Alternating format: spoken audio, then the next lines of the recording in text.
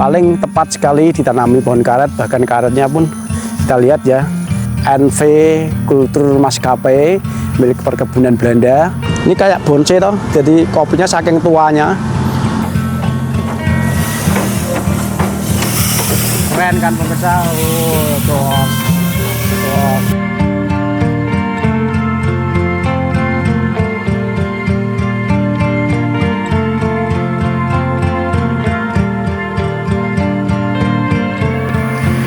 Halo, apa kabar pemirsa? Assalamualaikum warahmatullahi wabarakatuh. Salam sejahtera, salam long swastiastu, namo buddhaya, salam kebajikan, rahayu pemirsa.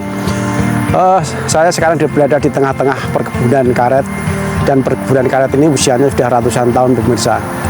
Tentu saja apabila di sini terdapat perkebunan karet yang usianya ratusan tahun, artinya berarti perkebunan ini adalah peninggalan kolonial Belanda. Dan sampai sekarang tempat ini masih menjadi perkebunan karet. Itu artinya bahwa pohon-pohon karet yang ada di sini ini usianya atau kebunnya ini ya sudah ratusan tahun ini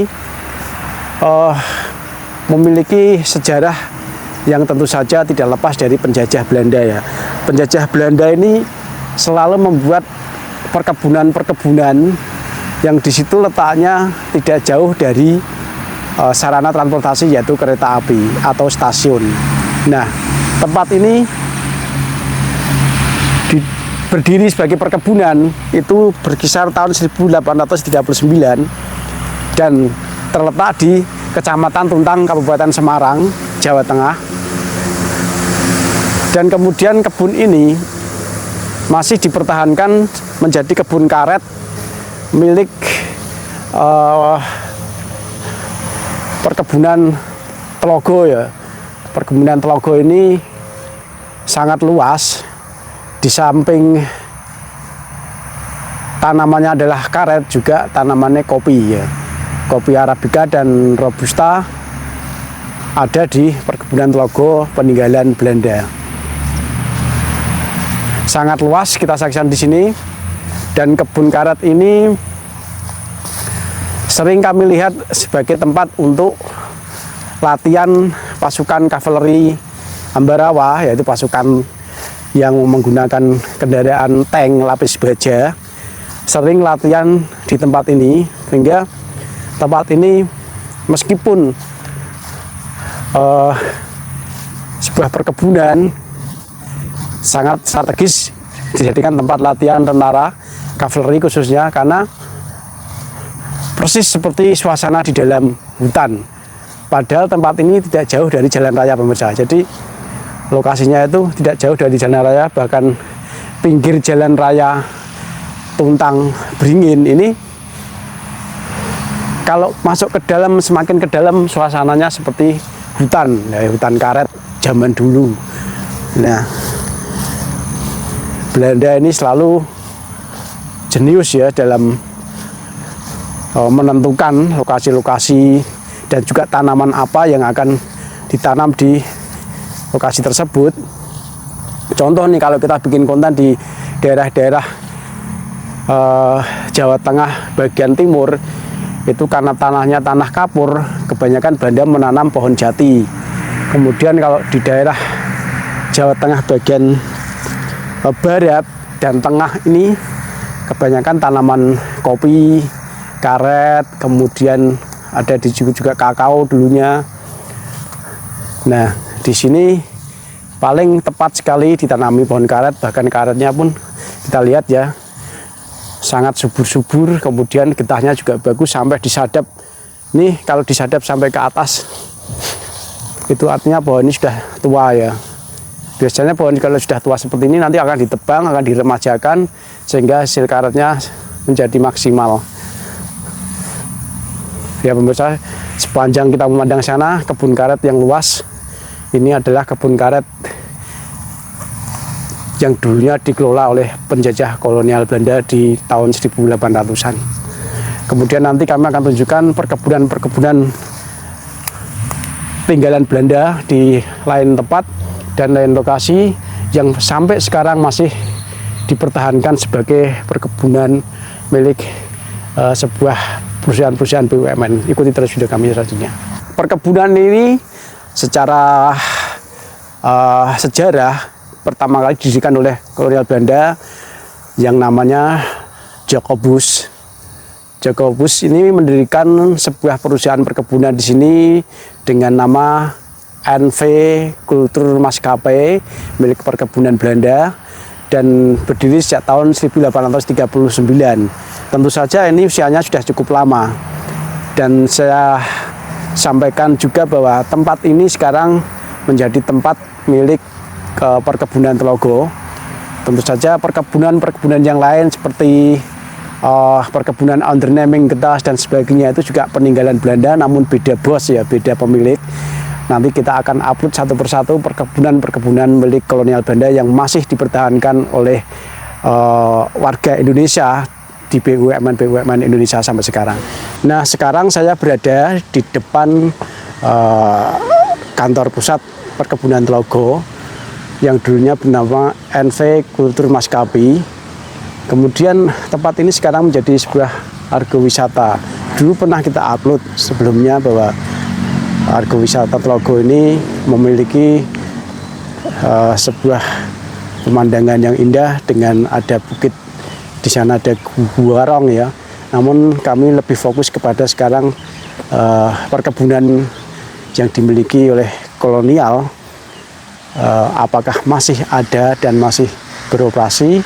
Yang tadi kami tunjukkan bahwa perkebunan itu ternyata masih berfungsi ya. Jadi inilah peninggalan kolonial yang sampai sekarang bermanfaat untuk warga Indonesia.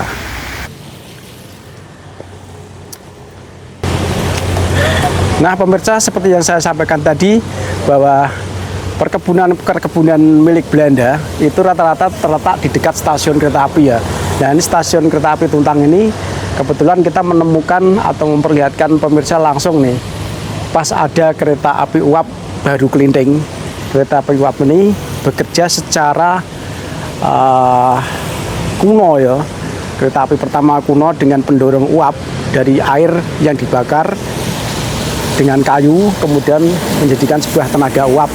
Dan inilah satu-satunya kereta uap yang masih ada di stasiun Ambarawa yang melewati jalur wisata Tuntang Ambarawa. Kereta api yang dibuat era tahun 1800-an, kereta api uap, kereta api baru kelinting yang sebentar lagi akan melintas di depan saya ini dengan pendorong uap model kuno dengan kode B5112. Nah, keren kan pemirsa? Oh, jos.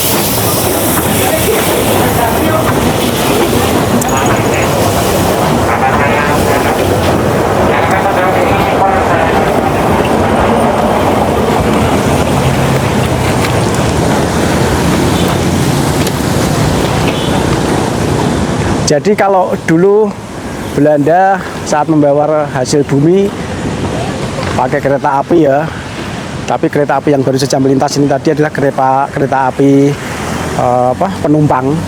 Jadi desainnya adalah desain penumpang. Tapi kalau kereta api barang tentu saja banyak gerbong-gerbong dan juga ada gerbong yang terbuka saja itu. Nah pemirsa, sekarang saat ini saya berada di sebuah perkebunan yang berbeda dengan yang tadi ya. Ini sekarang berada di sebuah perkebunan kopi. Bagi yang senang ngopi, inilah pohon kopi tua-tua ini. Dulunya ditanam oleh Belanda, dulunya di sini perkebunan kopi milik underneming Getas. Pertama kali perkebunan kopi berada di Pabelan, sekitar Kecamatan Pabelan, Jalan Salatiga Beringin. Kemudian berkembangnya waktu lebih cocok ditanam di area ini, termasuk di area Bandaran sana.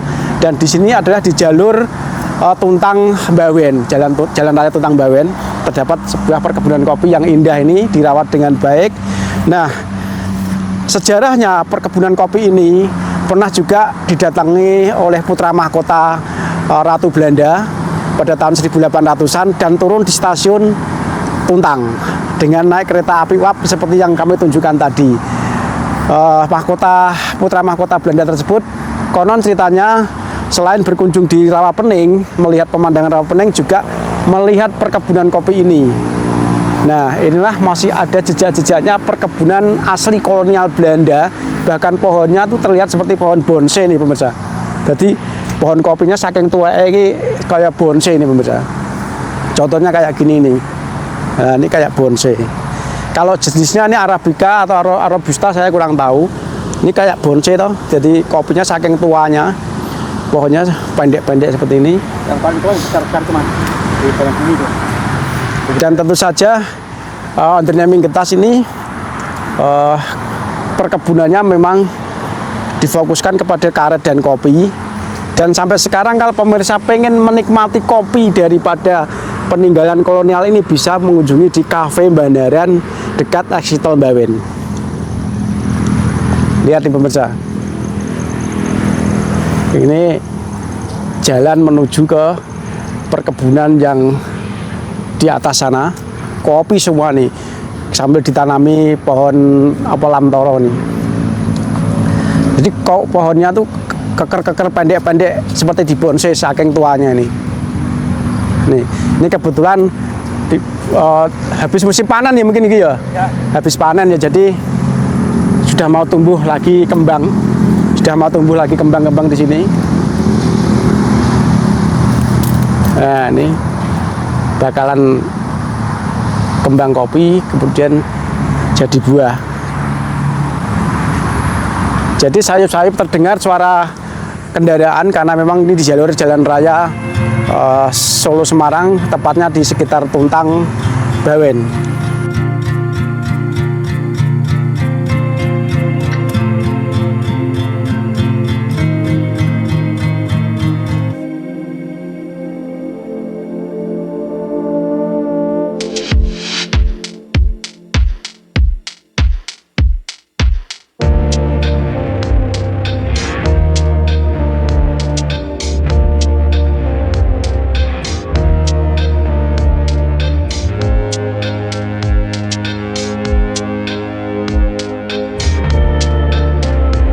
Nah pemirsa, di bawah pohon polo ini saya dan tim bisa menunjukkan ke pemirsa semua bahwa era kolonial masih meninggalkan perkebunan-perkebunan yang masih dirawat dengan baik oleh pihak BUMN.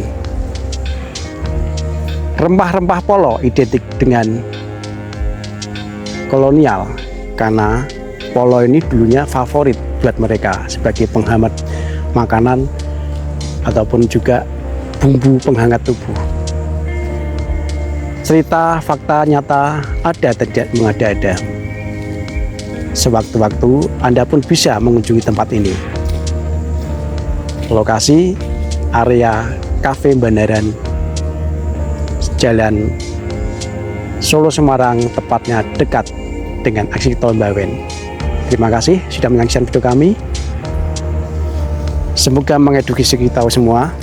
Mohon subscribe-nya, like dan komen. Terima kasih. Assalamualaikum warahmatullahi wabarakatuh.